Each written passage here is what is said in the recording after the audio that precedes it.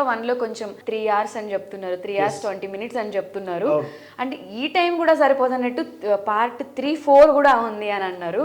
అంటే ఇంత ఏం చూపిస్తున్నారు ఒక సినిమాలో? అంటే లైక్ సిరీస్ లా కంటిన్యూ అవుతుంది కదా. అంటే ఇప్పుడు దీన్ని 3, 4 అని చెప్తున్నారు. జనరల్గా అందరు వెబ్ సిరీస్లు తీస్తూ ఉంటారు, పార్ట్ 1, 2, 3, 4 అని చెప్పేసి. కానీ వీళ్ళు సినిమాల్ని వెబ్ సిరీస్ లా తీస్తున్నారు. సో పుష్ప 2 ఆల్ ఓవర్గా అయితే ఒక సస్పెన్స్ అయితే క్రియేట్ అవుతుంది.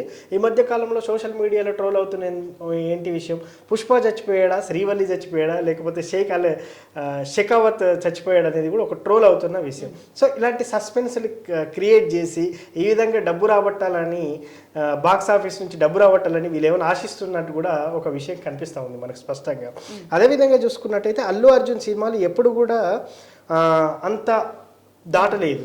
సో అల్లు అర్జున్ సినిమాలు ఏవేవి ఎంత కరెక్ట్ చేసినాయి అనేది కూడా మనం నెక్స్ట్ చర్చిద్దాం.